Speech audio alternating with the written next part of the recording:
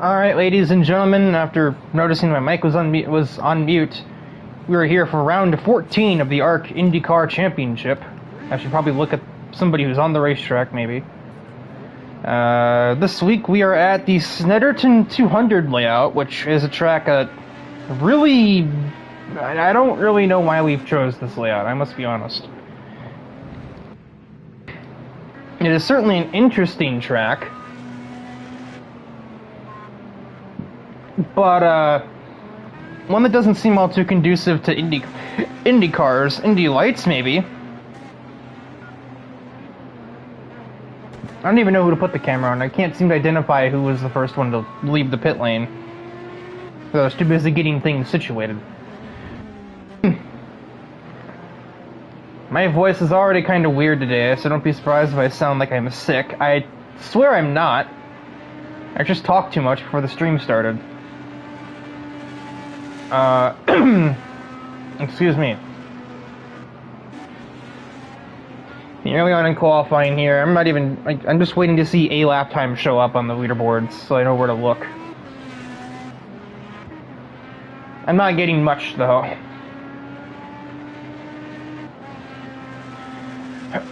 Excuse me again, I really should be faster on the mute button with that.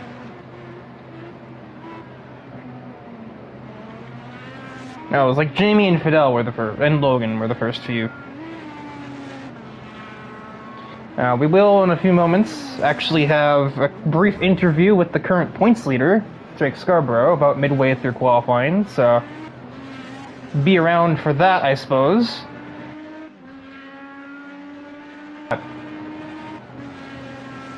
Yeah, I talked way too much earlier, and it's coming back to haunt me now.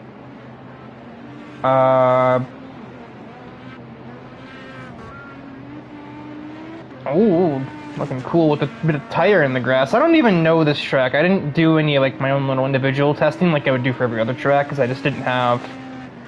I didn't have the time, nor the, like, desire. So I'm kind of blind here. I'm just gonna call it as I see it. I mean, I guess it's kind of how it usually works, isn't it? But... perhaps as expected, currently topping the boards is DIVEBOMB with a 54.52.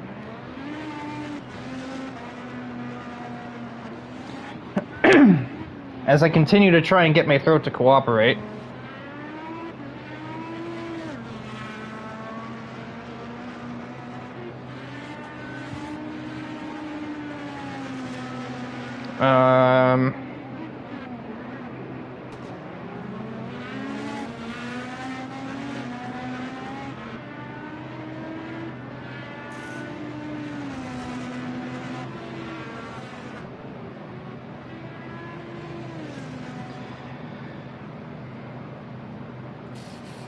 You know that we just watched Jake Scarborough complete his first qualifying run of the day.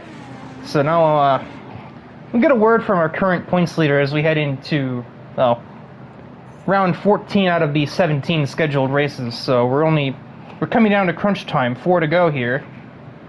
So let's see what he has to say about matters. There he is. Hola. Now there's Jake Scarborough here for a bit of a impromptu qualifying interview, as I'll probably have to take attention away whenever a fast lap is set. Like DIVEBOMB with a 54.16 for whatever reason. Imagine being fast. Couldn't be me. But one's flat out. Oh my lord. I should have known that, but I didn't. That's an obstacle. HA nearly runs into a spun car there. That's not HA, that's Matthew Stott. Their cars look similar at a glance. I thought they were teammates for the longest time, because they look so similar, but they're not. Anyway, so you are the points leader going into this. I took a screenshot and then lost track of it, of the current points situation. Yeah, it's like 18 points or something. Exactly that. Or, no. 23 over DIVEBOMB. And then 29 over Kinnickel. But I guess, like, you know, the obvious question is, what is your strategy going into this race? Are you just trying to, are you pushing for the gold, or are you just trying to get a decent bronze, basically? I mean, obviously, this late in the season, counting this, we've got 4 races left in the season. You know, leading points for as long as I have so far this season was not something I necessarily expected, let alone to be in the title fight as is. But, you know, obviously the mindset's going to be you have to go for gold here. You can't settle for silver or bronze because that's just more points you're losing out on compared to the guys you're fighting against. Yeah, because I can assure you, DIVEBOMB is, well, based on his qualifying speed, looking set to take the gold either way, so you're going to have to grab it or he will. Yeah, and that's not necessarily ideal, especially when you're in a situation where it's essentially you versus the world.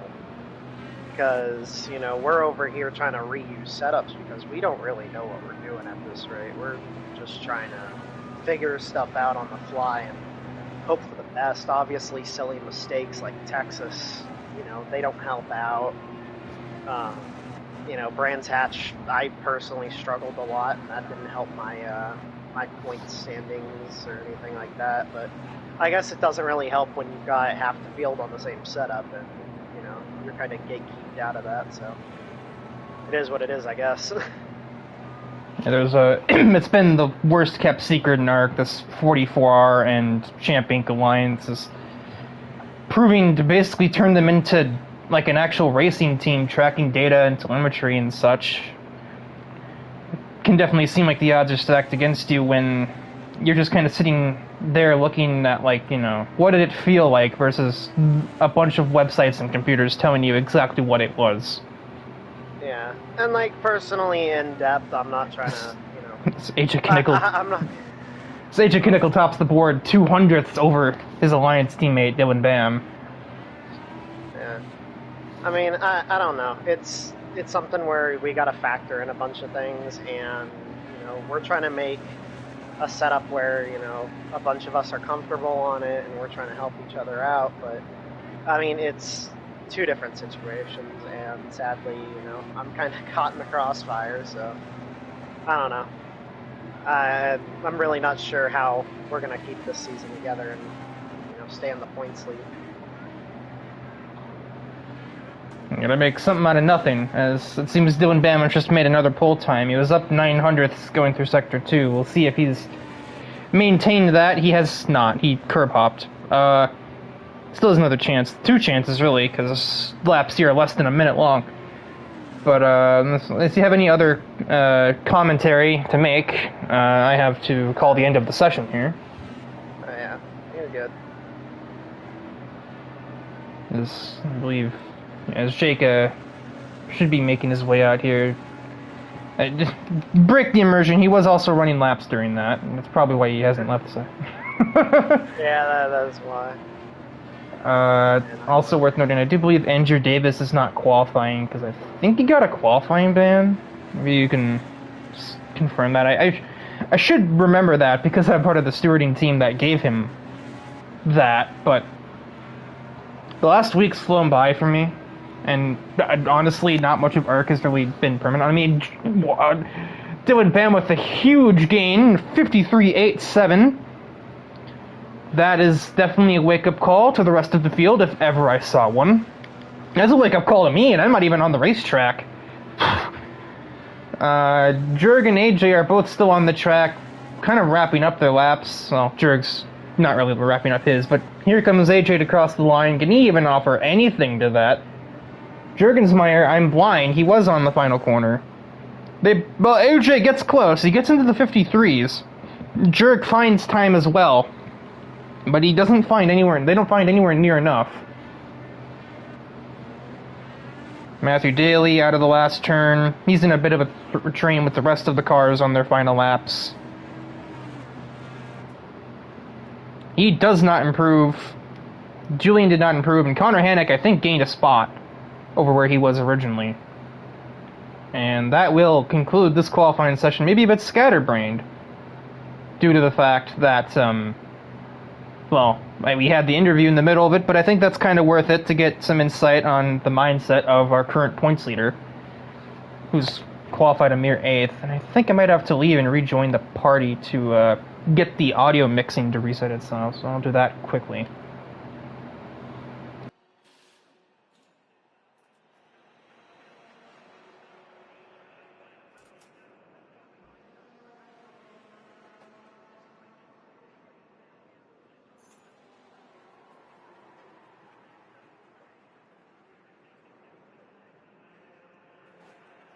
Alright, there we go. There we go. So now the audio mixing should be reset, because it muffles the audio when another player joins. So run down to the grid, try to get this done before we start the race. DIVEBOMB on pole with another knockout lap time over AJ Knickel, Jonathan Jurgensmeyer, Fidel Fabian with an impressive 4th place. See if he can hold on to it. Jamie Wright, well, not new driver, it's the first start of the season. Returning driver Jackson Altman has been released from his indefinite suspension. It was a ban, but let's face it, it's an indefinite suspension if he's unbanned. Matthew Stotts, Jake Scarborough, Matthew Daly, Luis Ramirez, Connor Hannock, Gabe Kazula, Julian Lozano, Logan Cool, Kyler Boggs, and Andrew Davis rounds out the grid, following what I believe to have been a qualifying ban, if I remember correctly. That, or he just wanted to start in last, and I'm just a fool.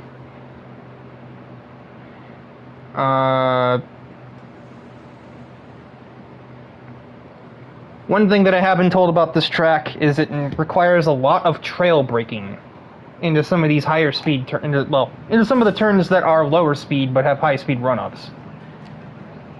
As the lobby sinks, we are shown the red lights, and the Snetterton 200 is green!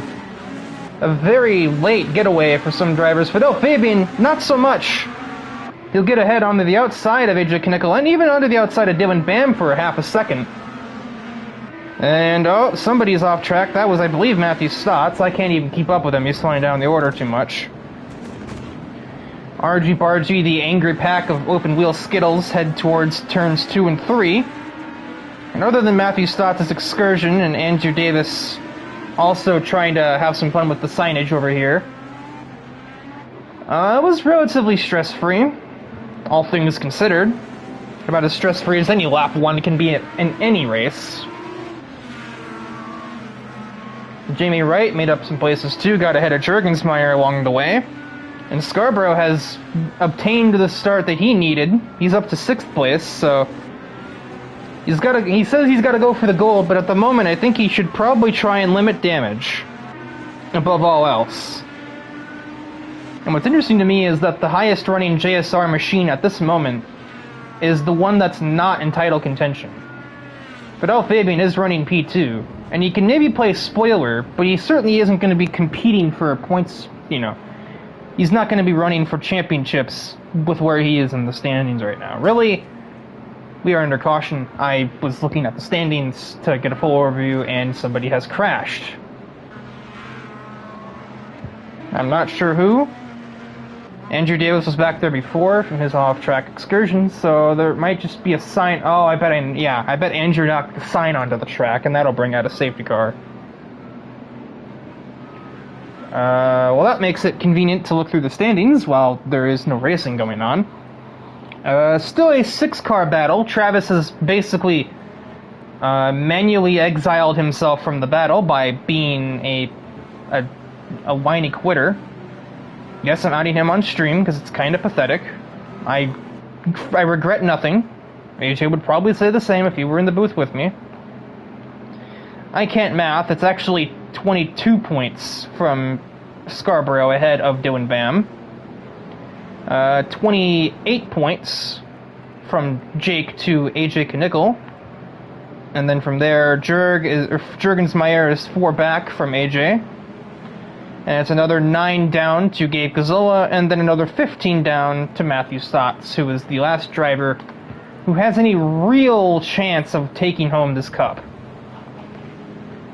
Travis is like at like 340 or something. He was the points leader going into the Texas doubleheader, but then he just gave up on life, and so now he's not even in the title fight anymore. And I don't think he cares, because he has gone on record saying that he just doesn't care. So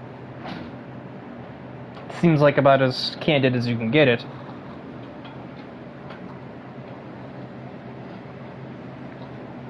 Is under this caution, safety car, etc. It seems as though the one that got sacked with all of the damage would have to be Kyler Boggs. However, I don't think this was caused by an incident. I think this was more than likely a caution created by Andrew Davis knocking a signboard onto the racetrack. I don't really know why Britain is obsessed with these like little plastic signs just sitting around on the outside of racetracks, but if anybody who's played this game enough, they'll notice that those things are everywhere. And they're most common at the British tracks, like Snetterton, Brands Hatch. We don't really drive them, but Oulton Park and Cadwell are just as bad. Silverstone to some extent, but that's not quite as egregious as tracks like this, where literally every advertisement on the track is just some random sign sitting next to the track. Like, you thought the braking markers was bad and really easy. Those aren't even on the track, I don't think. I don't know, I haven't noticed them per se. I haven't been looking. Just random Brundle sign there. I also can't help but notice that Brands Hatch Caldwell was an old Indycar driver, Riker. Cameron Caldwell. And, Oulton Park have that same weird logo. I don't know what that logo means. Somebody who's British could probably tell me. So I know we have, like, Will in the Eric server, and Connor Hannock might know. I'm noticeably not British, so I don't know that stuff. Matthew Stotts appears to be having some kind of problem. I'm not sure what's going on here. He's, maybe having some controller issues or something. He's gonna want to hurry back, because I'm thinking the field wants to go green here. But it might not be because of what's going on there. Looks like it's probably not, because we're exiting the last turn and Stotts is not here. I think it's too late to tell Dylan to floor it, so... yeah, we're going another time. Because Stotts is probably getting his spot back. Yeah, he is. I'm sure a future Riker will know why that happened, but as for right now, I have no clue. Matthew Daly is pitting again. As is Andrew Davis. Now I'm just really confused. That's not Andrew. That's not Andrew. There's Andrew. I hate having to chase people down the leaderboards. Such an irrational hatred, but it is getting really irritating having to do that. We're in for, well, unless we get some green flag runs, we're in for a bit of a longer one. 48 laps around this exactly 2-mile circuit, which you can complete a lap of in about 55 seconds at racing speeds. So, really, it's going to be like a 45-minute race. Which makes sense. That's kind of the length that most races in the IndyCar Championship tend to run for, unless it's an oval race. And even then, we had the Texas doubleheader, which made those races shorter than 45 minutes. I think they're like 35 apiece. So technically a longer race weekend, but 2 separate races rather than one big one.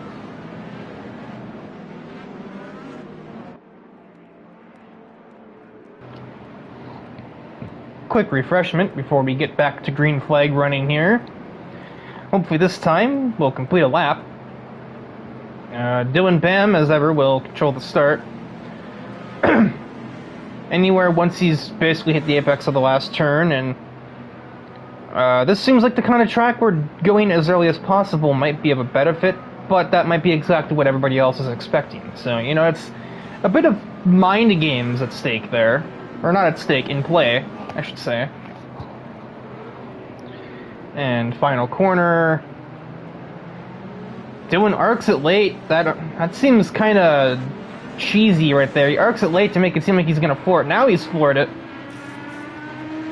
I don't know what kind of chaos that's caused in the back, but for the front, we are green from Snetterton. Gotta remember those cold tires, gonna make that turn 1 just a little bit more difficult to take than it already is. And truly, I see some dots on the map way off the racetrack. Jackson Altman and, oh yeah, that's probably another caution. That's a 3-car incident there. Luis Ramirez missing a wing. Matthew Stott's involved as well. He's trying to stay in the outskirts of the title battle, so that's not going to help his case. But we stay green for the moment. And in the chaos at the back, I missed the chaos at the front. Jamie Wright has seized second position away from Fidel Fabian. He also had to overtake AJ Knickel to get there, so really must have been some voodoo magic that went on there.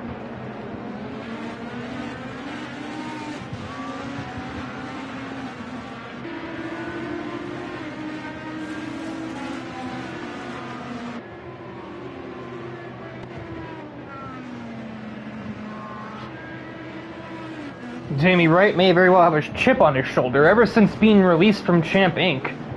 and being assigned to Conga Line, he seems to have become, well, just generally better. He's even running in Travis's car, which just kind of thoroughly signifies that Travis is just done.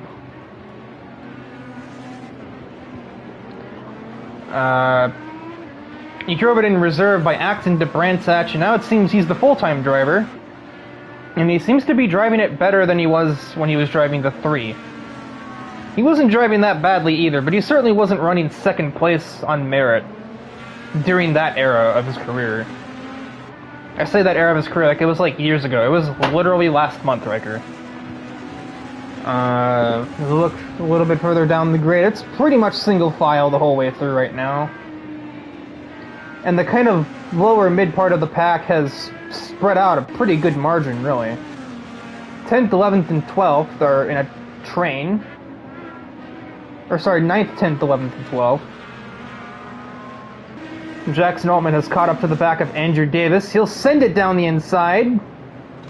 Andrew cuts him the brake, and that is, you know, quick and clean there from, well, it was until he went super wide, but Andrew doesn't feel like capitalizing. I literally watched him slow down. That is Logan Cool's replacement at Champ Inc. That team has been an absolute revolving door as of late.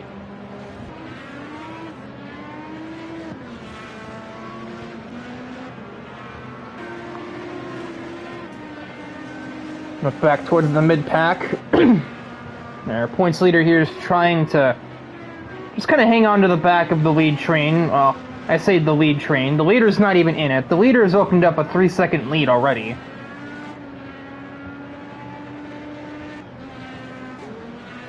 So that is an interesting circumstance, I would say. Matthew Stotts is kind of hanging out with his teammate, who's letting him go by.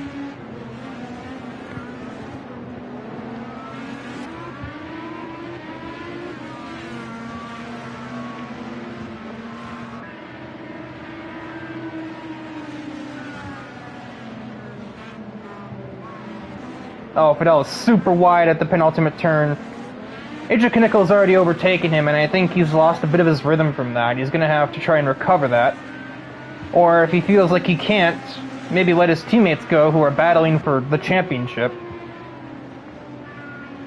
That is always something that might happen, but they might just be letting him exist for now, because we're only on lap 9 out of 48.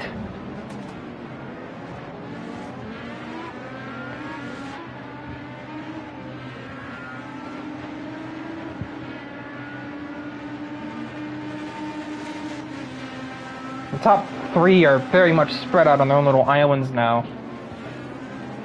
We'll have to wait and see if Knickel has the pace advantage over Jamie Wright. As though Jake nearly loses it over that curb there. He keeps the car on the road just about, but he's fallen off the back of Juergensmeyer and has now been unlapped by Matthew Stotts.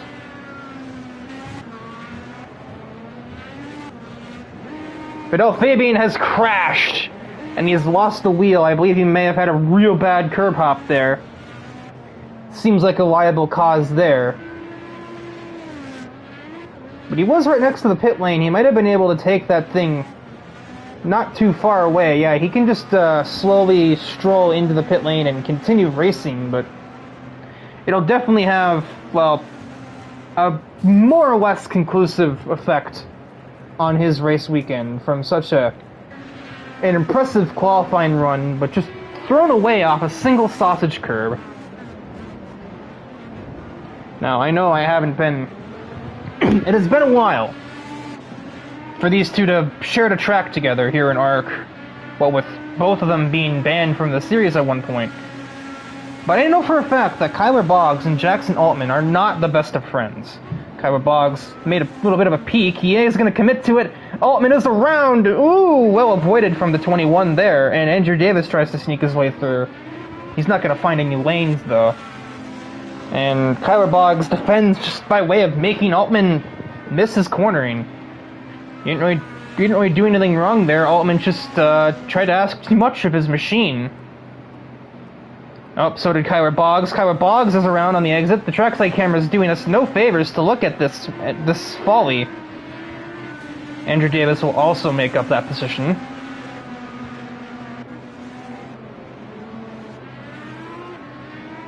Albeit a very slight one, Connor. My brain was confused because I saw Hannick being lapped by Knickel there. They're about the exact same pace, so disregard that. I was gonna say AJ is catching up to Jamie, but I don't think so. I think they're still like about the same, like 2-second difference. Oh, we're doing this again now, game? We're looking at Fidel Fabian for no reason? I didn't change that. I was looking at Jake Scarborough. And now we are under a safety car again. There's an extreme caution in Sector 2, and I can't actually... For Sector 3, I don't know what that's for. I know what that's for. Who has died? Who has just absolutely inverted themselves? Who is destroyed? Who is out? Reveal them to me.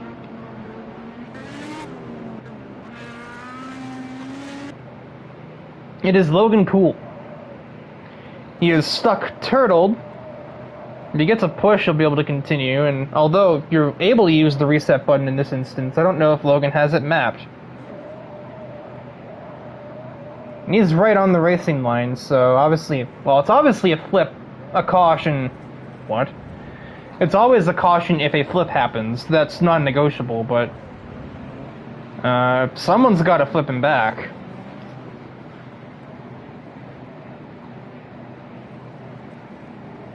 He's reserving in the 61 car, but he doesn't actually have a team for this race. I don't believe. The 61, I believe, did belong to Congo Line, but I don't think that he's really buddy-buddy with the Congo Line crew to help him here, so he might just be out with that. Nobody seems interested, unless...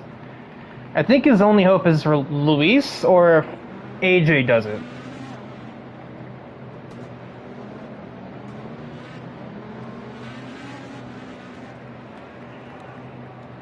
Are we green again? No, he's just getting his lap back. I'm dumb. I was like, wait, why are we flooring it, huh? Oh. Interesting call. Dylan Bam and AJ Knickel do not pit at this instance, whereas pretty much the whole rest of the field does. Except for, well, the only ones that aren't in the pits right now are the ones currently getting a lap back. And Logan Cool has been forced to retire. He has not been given a buddy system whatsoever.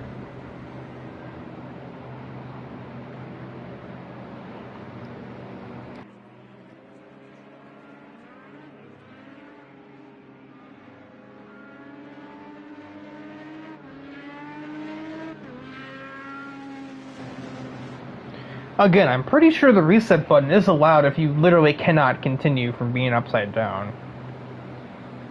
I think it's only disallowed if you just use it to recover after you're spinning off. Like, say, what Jackson Altman did a few laps ago, or Kyler Boggs did in the same vein. You can't just spin out onto the track, end up in the gravel, and reset to the track to minimize time loss. But you can reset if you're literally stuck upside down, or just in any other position where your wheels cannot make your vehicle move. I do believe that is the updated ruling. It used to be banned completely, but that was changed along with so many other rules going into this ARC season.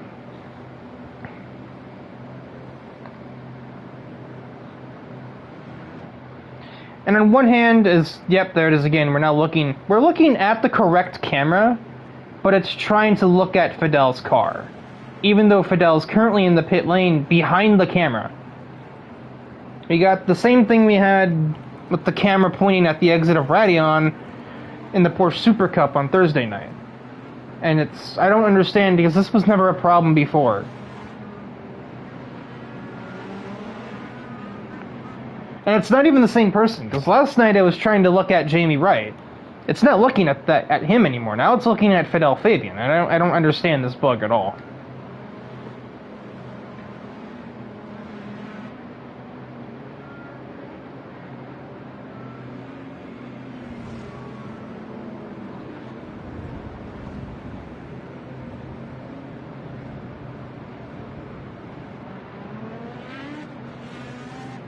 Oh. What's doing? He was trying to let that car go. I think that was Fidel getting his extra lap back because he pit. So I believe that should put everybody on the lead lap as we get set to go green again. Not this lap though, because we still have him trying to make his way around. Ah! That scared me, honestly. I was really confused, but that's Ramirez passing by? Yeah. No. Who was that? Oh, Altman must have gotten hit under safety car. So he and Matthew are allowed to go back around, but they're going to take EOLs. I didn't even see Daly pass. I was just so confused. I was like, where's he going? Oh, yep, look at Fidel. They're not... Oh, wait, no, that's not where the pin entry is.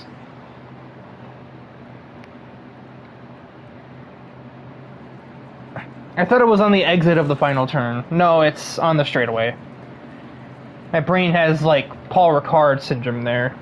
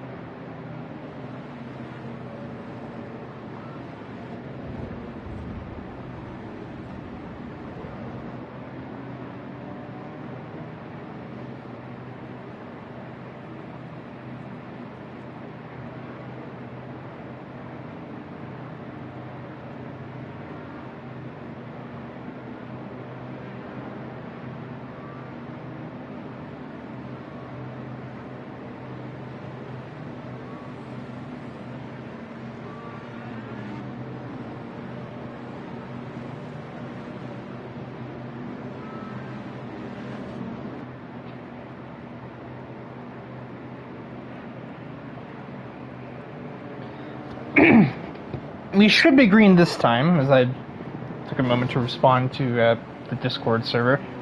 Yeah, Logan did not have a button mapped to reset, and he was also convinced that even if he did, he wouldn't be allowed to, which I do not believe is the case anymore. But that doesn't matter in the grand scheme of things. If you didn't have the button mapped, you can't do it.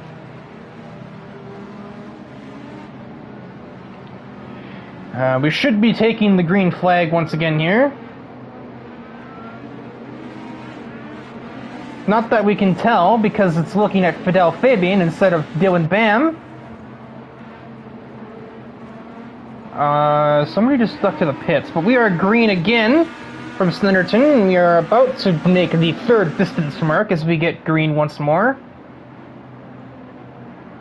And yeah, we're under caution again. Alright. Jake Scarborough is pitting. So that's very just about terminal.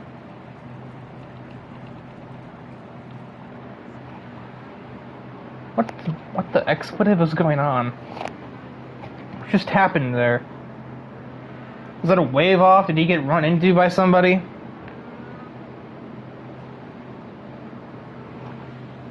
Because there's no debris. He's the only car that's damaged, to my knowledge. Unless somebody else got damaged and they just couldn't make it to the pit lane in time. I did definitely notice that a car was diving to the right side of the track. I did see that. Well, we're not going to be green this time either, and we're not going to be green the next time. Or we weren't green last time, and we won't be green this time, because Jake is still in the pits, so... Whatever just happened must have been a pretty hefty whack to his car.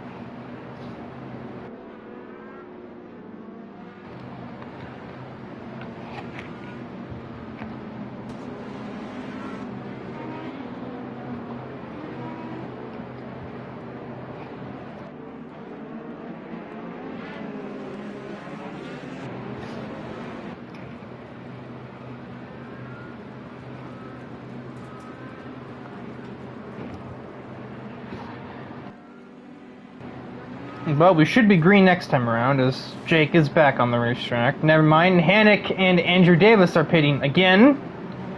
Oh my god.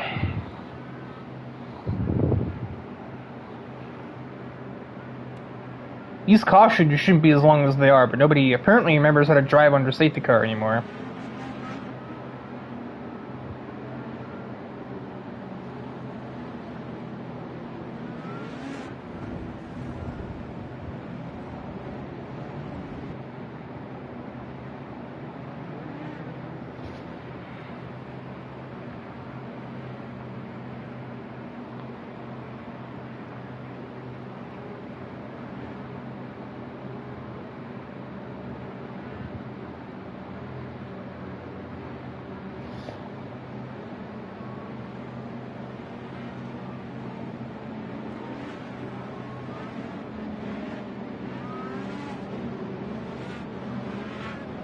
And now it might not be green this time. I guess it doesn't look like Andrew and Connor are going to get here in time.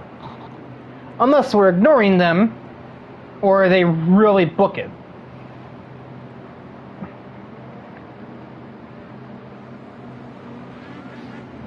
I wonder if being in a different camera will negate the weird camera switch as we get onto the front stretch.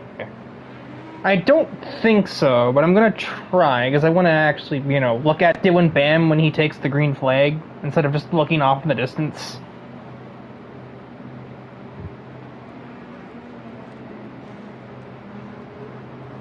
Okay, it does. And we do not change cameras. Oh, we are able to go green, and we have, once more, from Snetterton. We have now surpassed the third distance mark, so there goes that milestone. Oh, bumper cars in the mid-pack again. Lozano went for a move that was on, too wide with somebody, and somebody went in with way more speed than them. I think that might have been Matthew Stotts. No, it wasn't. His car is fine looking. There was a blue car that ran into the back of that. I don't know who it was. I don't think it was Scarborough.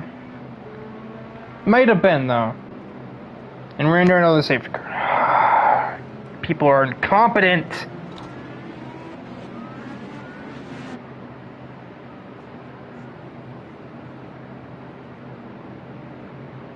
You guys want to come sit in this commentary box and I'll drive? Like, golly.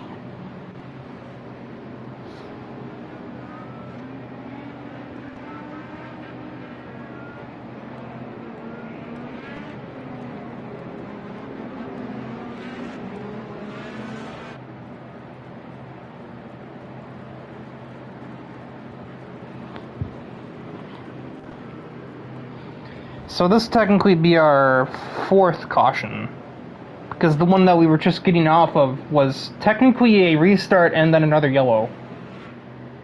Literally before we even got to turn 1. We had the first caution literally at the first lap for debris. Then we had a green flag run, and then we reached lap like 14, and we have not gone green since, for any meaningful length of time.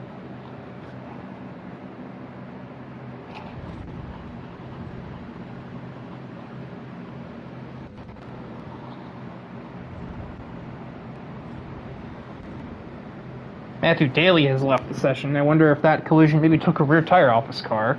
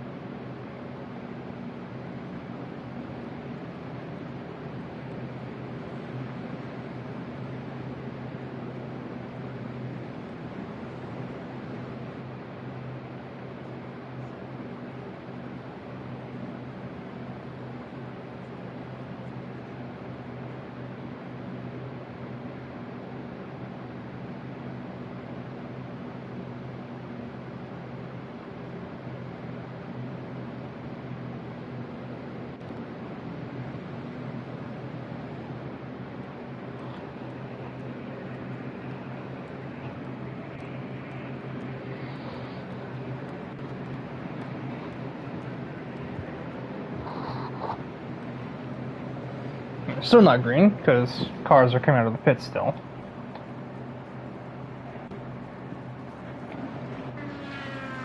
Scarborough's not here, and Altman's half a lap back still, so we should be green on lap 20 into 21, but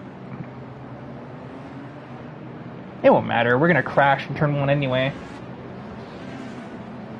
I don't know whether to blame the drivers or blame the track, because, I mean, this isn't exactly an orthodox circuit. But at the same time, not everybody's having a problem, so I don't know. It's like...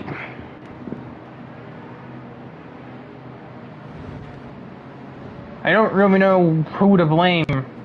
All I know is my time is being wasted here. I'm here to commentate an ARC race, not a caution flag. Thursday was also bad, but for the complete opposite reasons. That race had no cautions when it could have needed one to actually make a decent race, instead of 7 cars, each on a separate part of the racetrack. Now, it's a full grid, but we can't get to turn 2 without some absolute cataclysm that, you know, a crash herd all the way over and flipping Brands Hatch. Making my mic's also staticky. Even my mic's had enough of this race.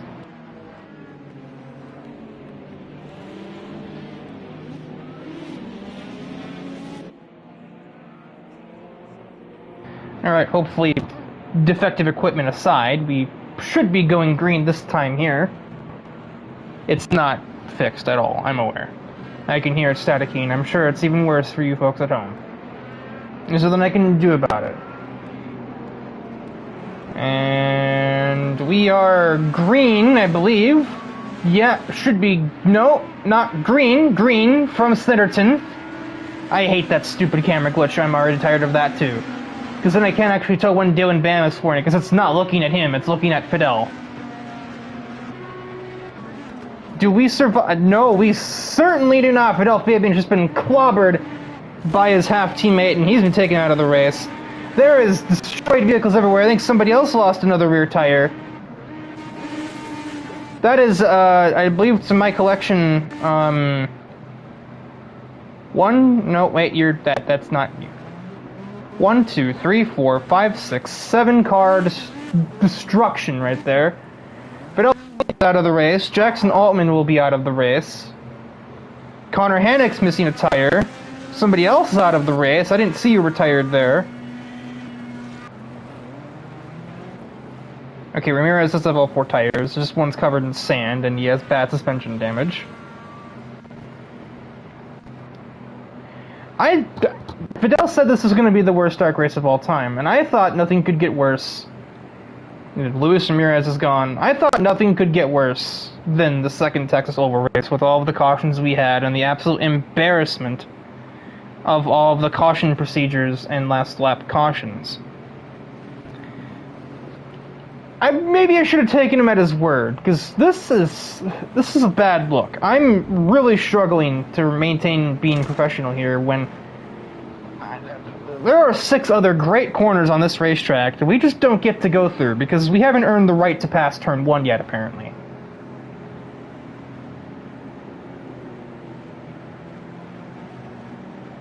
That crash has taken 3 cars out of the race, possibly 4. As Jackson, you're not going to get there, my guy. You are not him.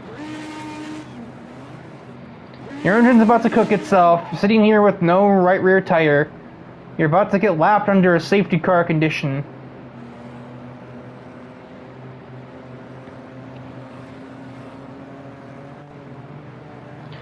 Honestly, for his condition, 40 miles an hour is kind of fast, considering he's missing one of his drive wheels. But his engine is about to blow up before he can get his way back to the pit lane. I just noticed I think the signs on the left of the track are supposed to be corner names. Because I've seen Montreal, Brundle, that was Nelson. There's a sign up here too. What's this one? I couldn't read that. Nope, I literally read that as like some Noel, and I'm like, what the heck does that mean? Jackson might get there. I can see his engine's kind of putting up some resistance and his power band's going down. But he's holding pit limiter plus. He might just survive this. Which, I gotta say, especially considering how this race has panned out, that is, if he does make it, that is points for perseverance. Something some other drivers could certainly use a bit more of in this series.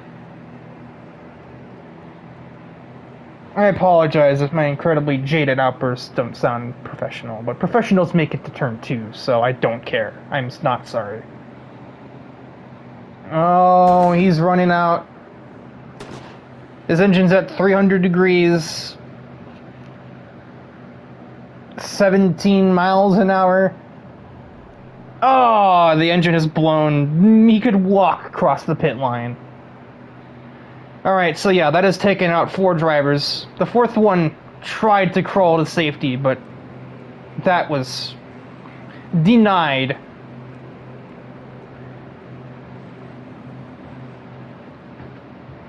Yep. But if we go back to chase cam, it goes back to jerk. How does this bug happen? I don't understand. Yeah, so it took out 4 cars out of the race completely, and 5 more cars pit.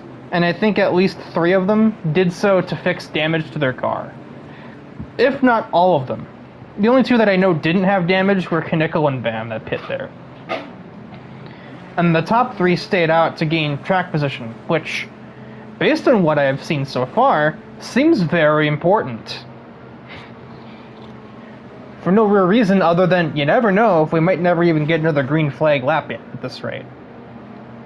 If we never have any racing, you're going to be in the lead the whole time.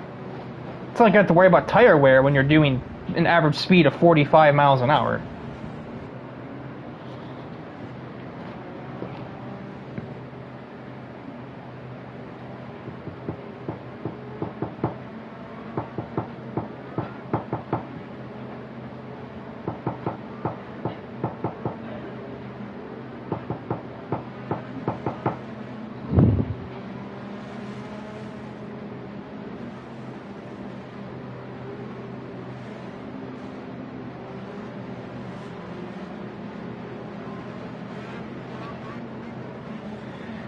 Alright, we're about to approach halfway distance. We have run a grand total of 11 green laps out of 23.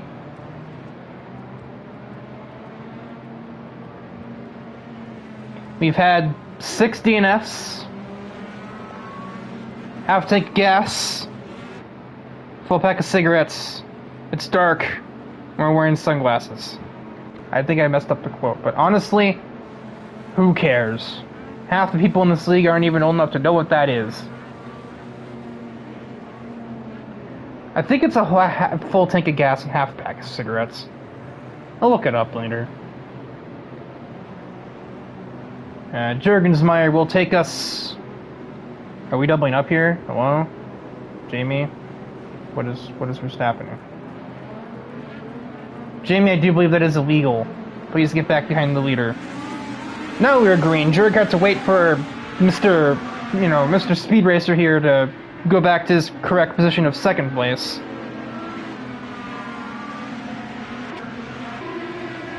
Oh, he survived turn 1. Can we make it a 2-piece combo and get, as Julian sent it on the side of Scarborough and doesn't get anywhere? Wow, did it really only just take us slicing the field in half to finally have green? Jamie looks for the race lead around the outside, but he runs out of momentum and decides against that maneuver. Giuliano is around in, I guess, the corner that's called Nelson. I wasn't aware that had a name, but here we are.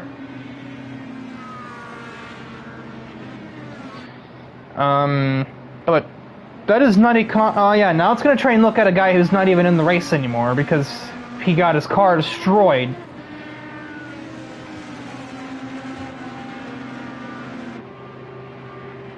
Jurgensmeyer is holding on to the lead for dear life. The chaos in the mid-pack has caused Dylan Bam to shuffle to the back. I'm not sure how that's happened. Gabe Gazzola is pitting. Missing a whole front wing. Never mind, I think I have a clue. He may have made some contact, I would say. Matthew Stotts looking to try and out-drag AJ Knickel, heading towards the fast left-hander.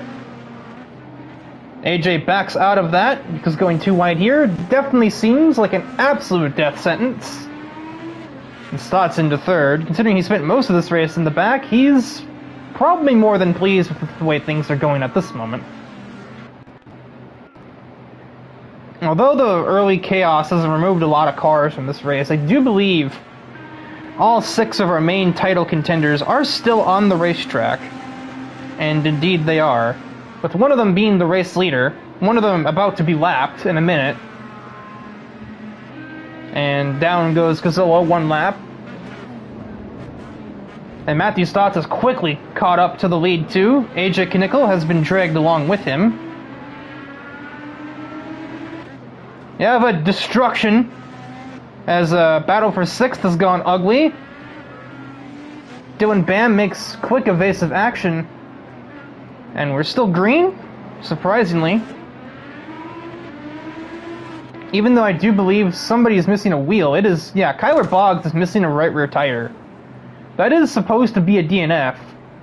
And it will be, he's stopping the car, but it's also supposed to be a caution flag, I do believe.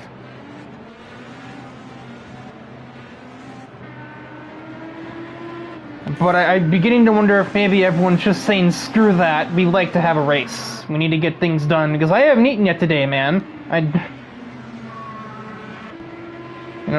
Big dogs gotta eat. I can't believe I just said that out loud, but here we are.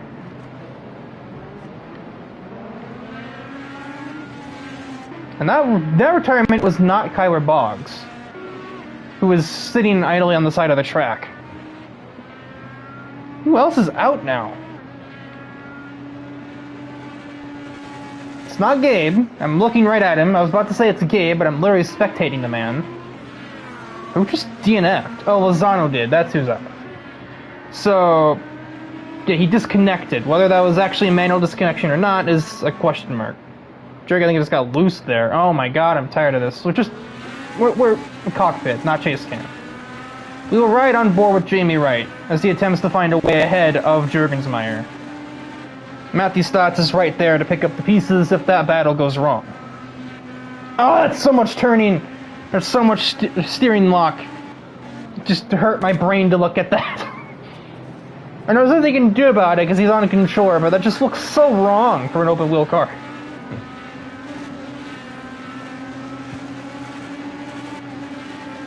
AJ Nichols falling off the back of this train as well.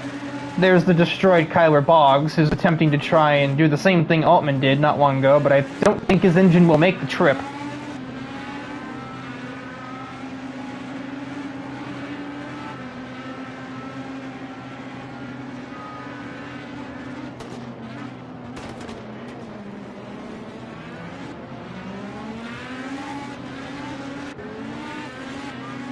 DIVEBOMB looking to try and make a very important pass, because this pass, means he's going to be gaining on the championship leader. At least the current one. So this is going to be definitely fought tooth and nail here. As the camera tries to look at a DNF'd car that's doing apparently 1 mile per hour in neutral gear. Don't ask. Out of the last turn, it looks like Dylan has quite the run, and he heads into turn 1. Space allowed, and Jake, he didn't really put up too much defense. Gabe Gazzola is ahead. He's about to get lapped by the second half of the pack. In the meanwhile, oh my word, Matthew Stott just went skyward. I believe he got a bad curb hop there. Pretty easy to do at this track. Rejoins and nearly collides with Knickel. There's a car off the track there. I don't know what that was. I think that's the stricken Kyler Boggs. And Matthew Stotts went around a second time. Is he actually going to get that there? He's kept the temps down a lot lower. And Matthew Stotts went around, probably distracted a little bit by Kyler taking his little route to the pit lane to try and keep on the race. Keep in the race, on the race. So now it's just made it a 2-car battle for the lead. Jamie Wright trying to do something to get ahead of Jurgensmeyer, but it's not working.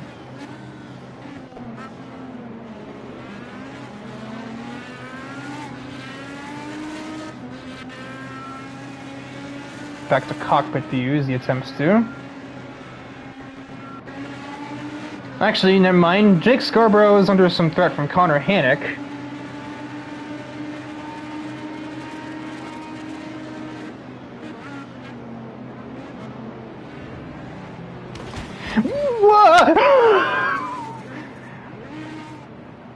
Gabe Gazzola has just gained some air miles.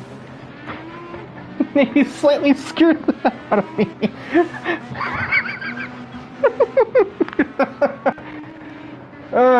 Gabe Gazzola jump scare. We're still green despite that. I don't.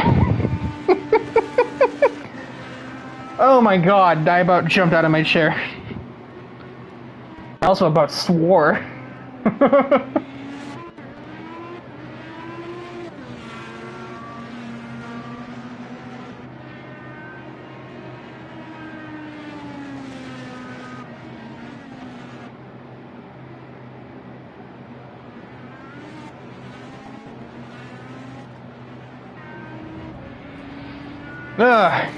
Anyway.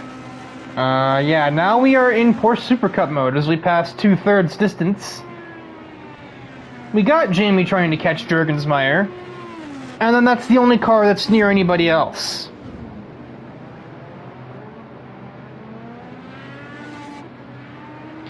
AJ is on his own in third, 7 seconds back from the leader. 13 more back to DIVEBOMB, who's 7 ahead of Jake Scarborough, who's 14 ahead of Matthew Stotts, and then nobody else is even on the lead lap anymore.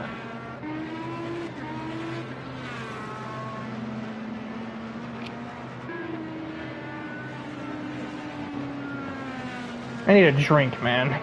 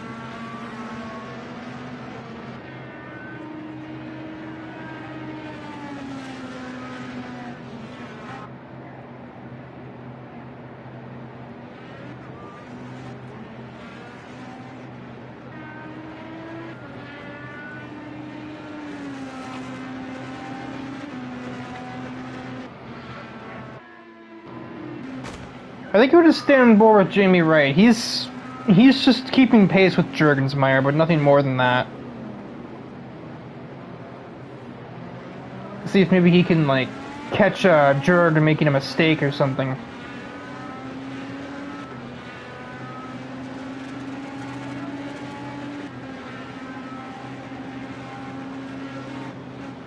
They're about the only two cars on the track within like 5 seconds of each other, so no reason to put the camera anyplace else except for right here.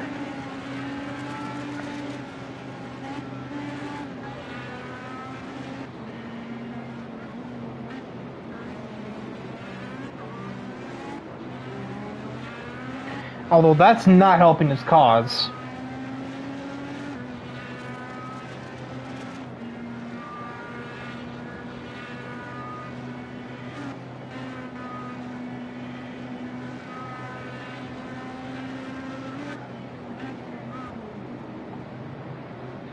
I forgot that Snetterton has that little bush there. There's like a tree. Yeah, you can see it there. It looks like some dude jumping in the air with his arms raised, like yay! It's like just off to the left, a little bit to the left of the center of the screen. You see him there? This is a regular tree, but it looks like a dude like celebrating something. I don't know, maybe it was trimmed to look that way. I kind of doubt it, but it also wouldn't be the weirdest thing I've seen at a racetrack, so...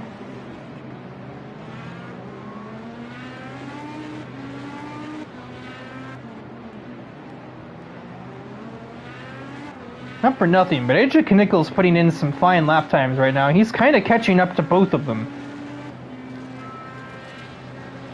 57.4 to Jamie's 58.6, and Juergensmeyer's 59.3. And Dylan Bam with a 56.5, which is now a 56 flat on the previous lap. So, at a certain point, the field is going to accordion effect, and we might actually have a battle for the race lead by the very end of the race. So, it may be lame now, but don't put away the tray tables or don't stow away the tray tables and lawn chairs just yet. So we got what appears to be a bit of a slow burn, and I think Jamie Wright's fuel saving at the moment. Which is interesting, because Juergensmeyer isn't, despite having less fuel. That's not Jamie there, it's a lap car that AJ Knickel is currently looking at.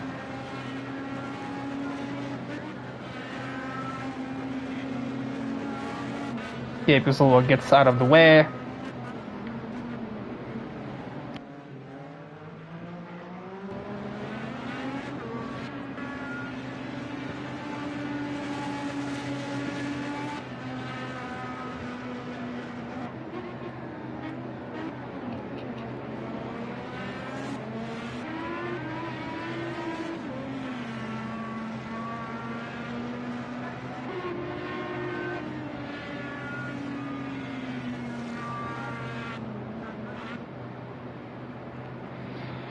As, in spite of Jimmy Wright's fuel-saving efforts, he's actually also gaining time on Juerg, although now Juerg, I think, based on his throttle input, is also saving. And that might be exactly why AJ and Dylan are catching, because they don't have to fuel save right now.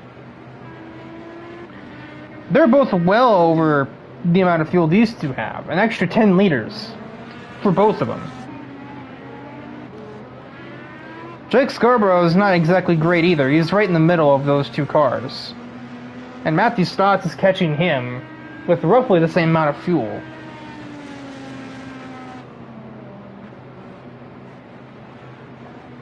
I start to wonder if maybe AJ and Dylan were fuel saving earlier, and that's how these two built up a gap as they have.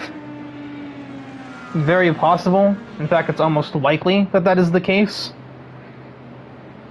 Now they're realizing that they're not going to get a yellow flag. Jamie Wright has hooked the curb and is around.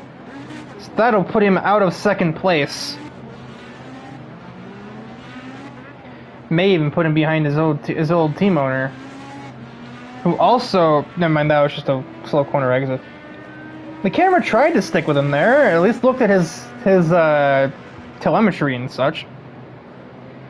The AJ Knickel is not at all concerned with fuel saving at the moment.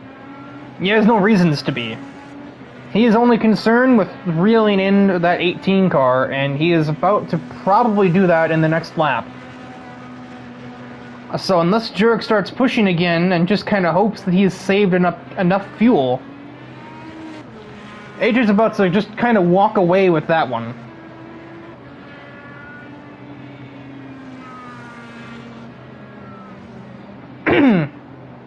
And if I'm Jurek, I think about now is when I go for broke. Oh, now it is looking at Jamie Wright. Like it was doing in the Porsche Super Cup Spa race.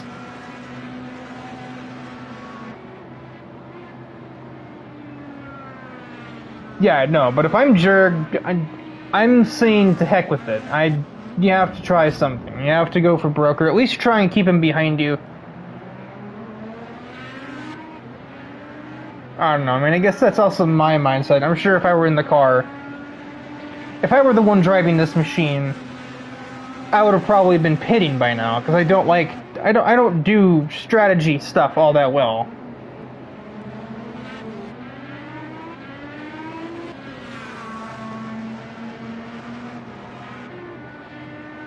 We've often talked about that, what was that English? We've often talked about the rivalry that's formed between JSR and 44R. And this would certainly be an explosive point for that to come to a head. And it almost just about did. Jurek moved over half a lane and gave a bit of a tap to Knickel's front wing. Still will go too wide into one.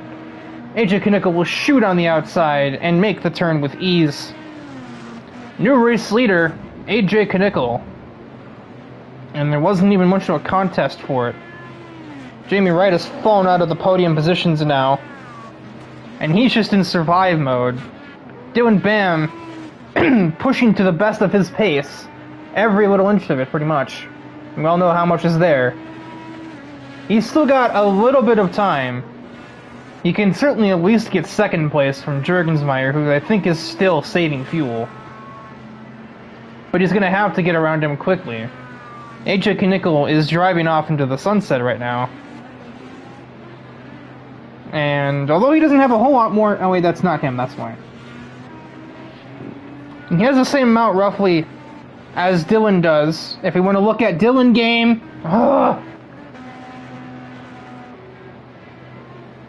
Turk's down to 10 liters, though. He might have to just pit anyway and cut his losses. Jamie's at 11. He's not doing a whole lot better.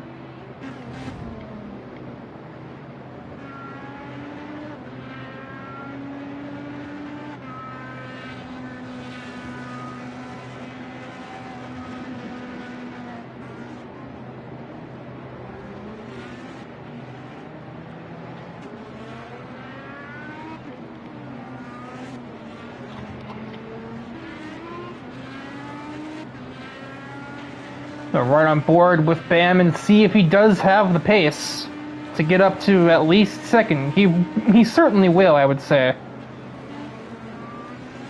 He basically is there at the back of Jurek's car. He just has to negotiate him.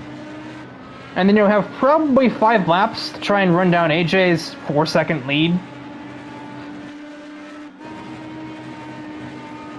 I don't know if Dylan's quite that fast, unfortunately for him. And kind of looking briefly at the points overview, as Jamie Wright concedes and pits.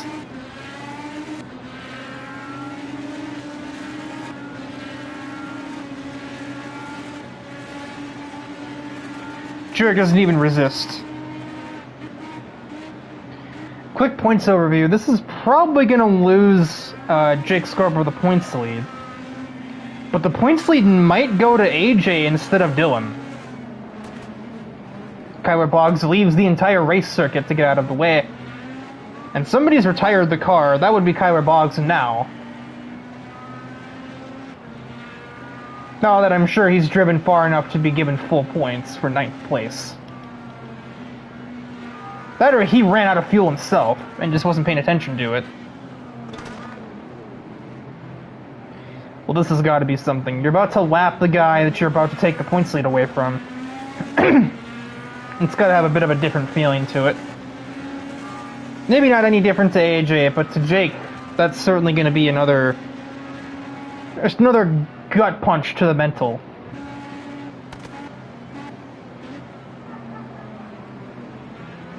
And Dylan will soon arrive to do the same thing.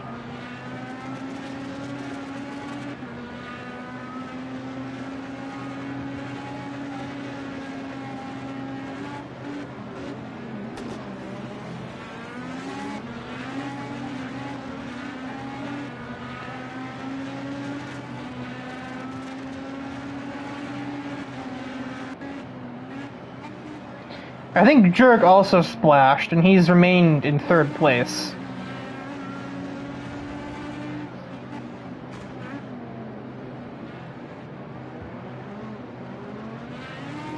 But in Jamie's pit stop, he lost the position to Matthew Stotts, who clearly overfueled his car. Forget everything else, unless he also pits to refuel earlier, and I just didn't look.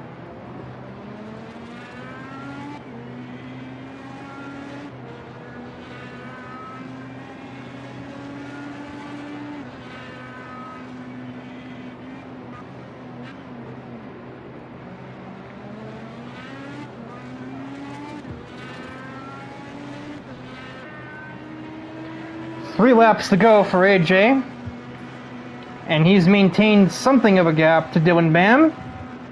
He's pulled 4/10 on him, but he's going to need to pull a lot more than that to get ahead of him in time. Unless AJ makes a mistake, all he needs to do is just run that 56.9 3 more times, and he will probably be fine.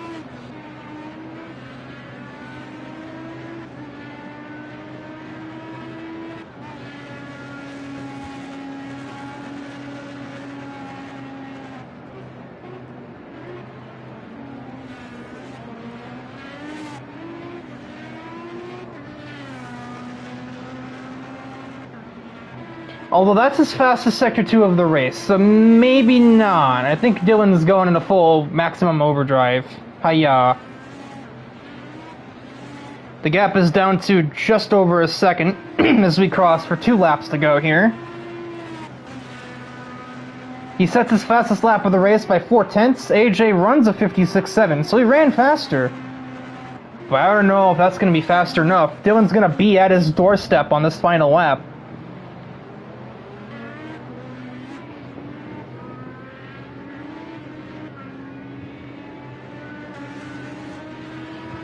AJ only has one more push to pass, while Dylan is currently in the process of using his, which is probably why he's catching him so rapidly.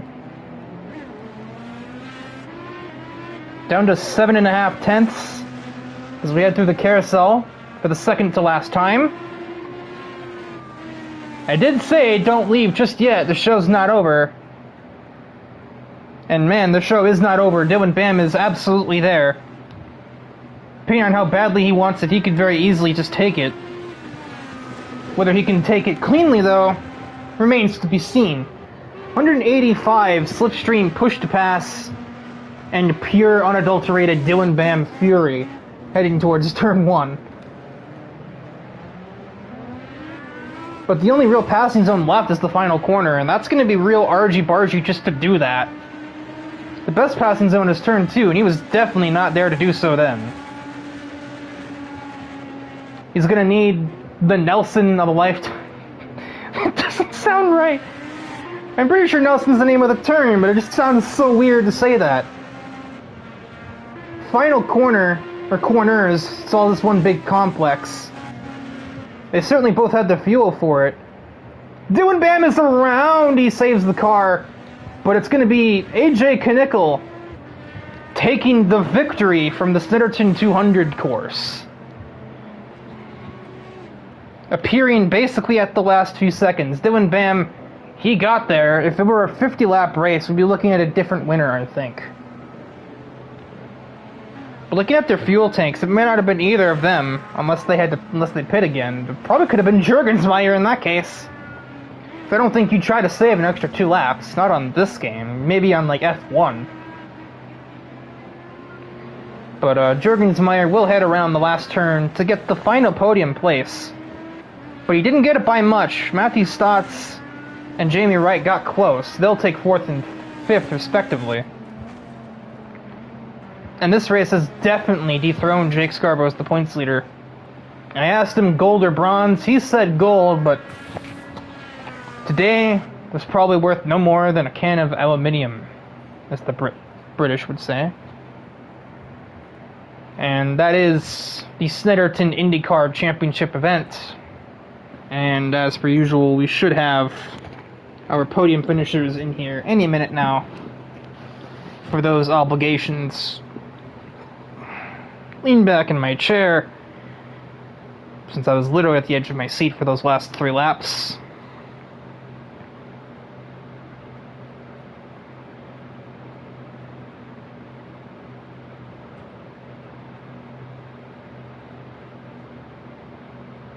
As the apparently there's a PA announcer that's just going absolutely bananas in the background, just speaking random gibberish. But there's Jurg. We'll wait on the other 2.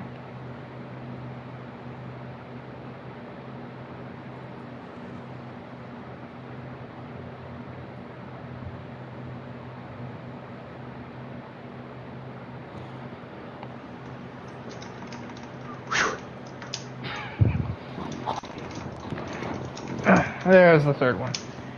Sorry.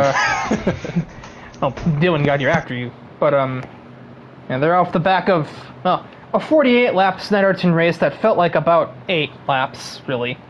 The other 40 didn't really seem to mean much. The other 40 were just, like, knockout rounds. But, yeah, we now have our podium finishers in the booth. Just start with Mr. Jurgensmeyer, who led from the final restart. And I feel like the fuel mileage is definitely the question in everybody's minds here, obviously, because that's what basically determined the race. But for your case, Jurg, were you even aware that that might be a problem later? Or were you just kind of hoping for another safety car before that got to a problem? I stayed out because, I mean, in hindsight, I think I should have pit. But, I mean, yeah, I knew I wasn't good off. I tried saving with Jamie. It wasn't really working. I mean, I was saving bits by bits every lap, but it wasn't going to work out. So, I mean, get 3rd out of it. I mean, I'll definitely take it. I mean, another race where I was the best of the rest, I'd say. I mean, in qualifying, I was up there with AJ and Dylan another time, and, you know, it's for the championship, it's really, really good. I mean, I know AJ and Dylan have been putting a lot of work in on setups, but, I mean, I'm driving with a Willow Springs setup today. I was with a Long Beach setup at Brands Hatch. I think I'm doing the best I can out of every race to get the most out of everything. And I mean, I think the best setup won today, but I think the best driver got 3rd again. Well, that's an awfully bold claim. Clearly not the best fuel mileage, but I mean, confidence is good. There's a certain level or 2 above that you need to watch out for, because that'll come back to haunt you. And then with that, we move to 2nd place, Dylan Bam, who I thought was just destined for 2nd, but you hit the nitrous with about 5 to go, and that was worth the price of admission, but it did not pan out. Is there anything that you think could have gone differently for you that would have put you ahead of him, other than not missing the final turn? Maybe not, the games.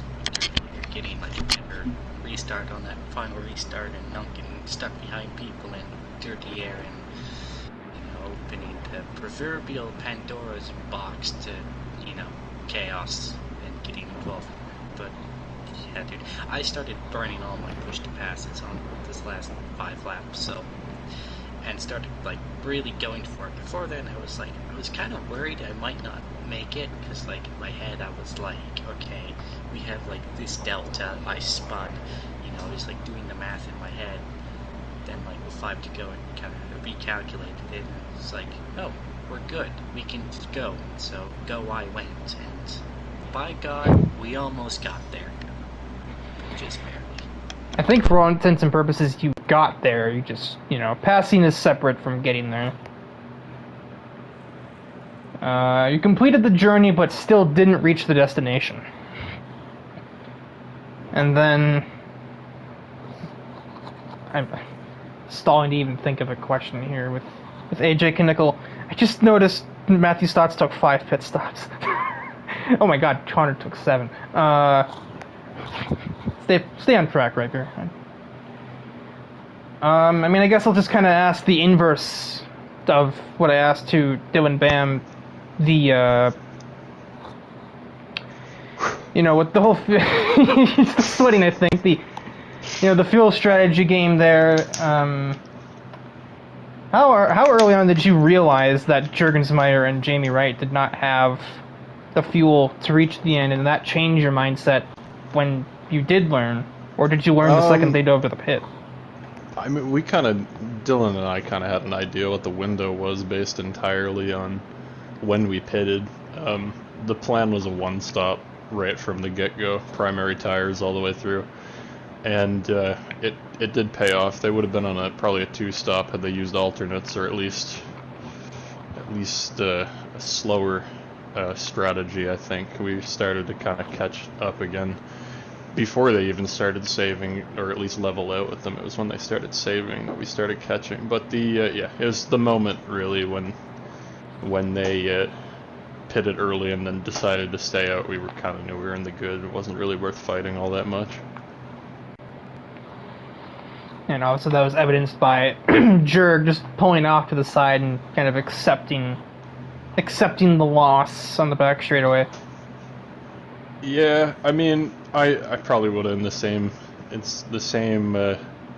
situation vein pulled off too, but yeah, I mean, he said it. He ran a really good race. I don't know if he was the single best driver out on the track. I think, some standout performances through the grid. I think Jamie had genuinely probably his best race he's ever run.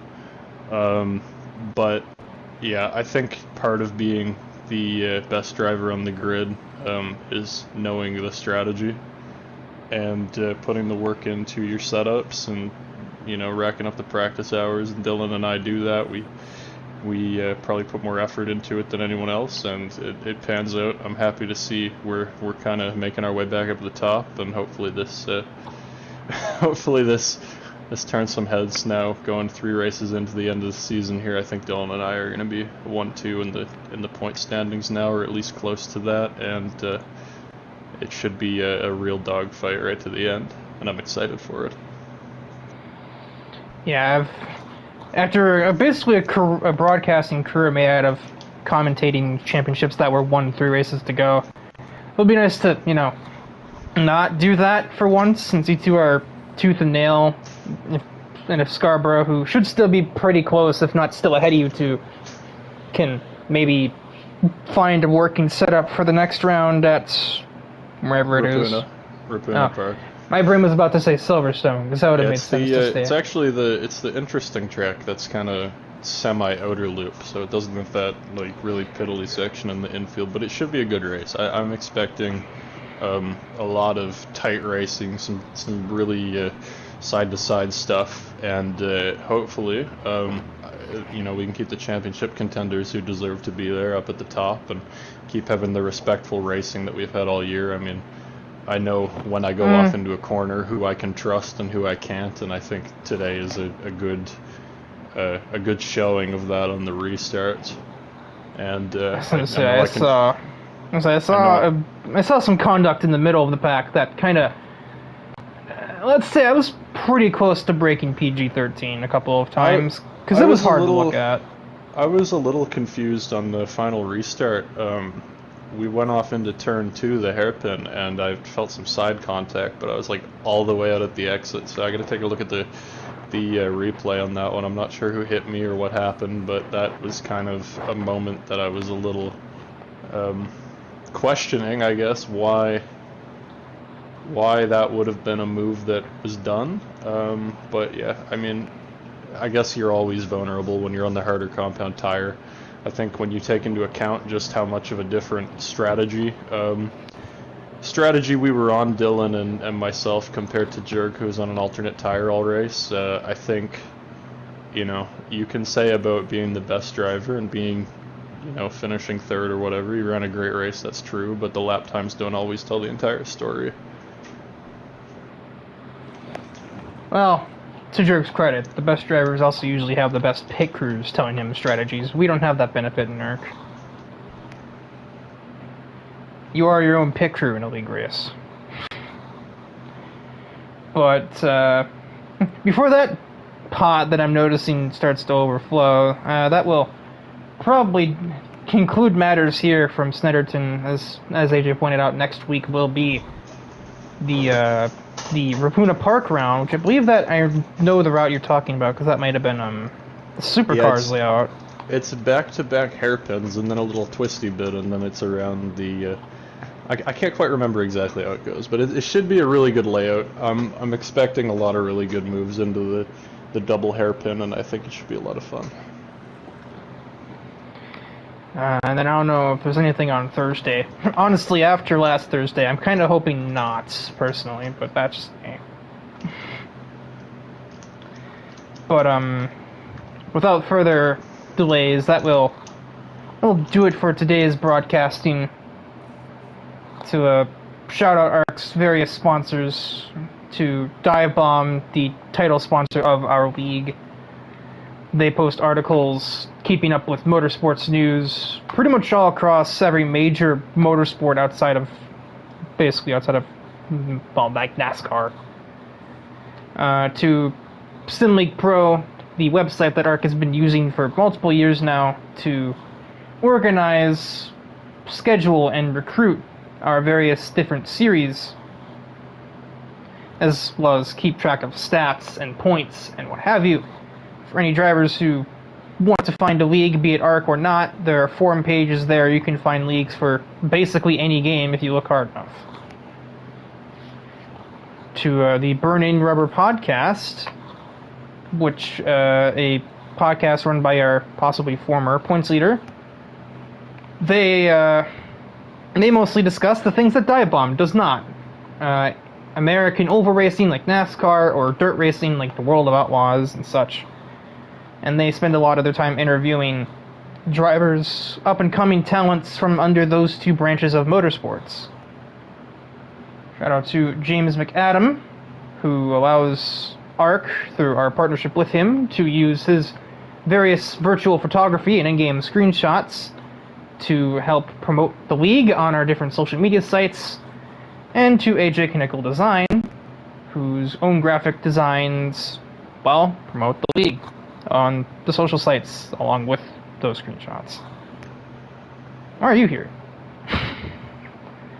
I'm still outroing. I'm waiting for you to be done. Keep going.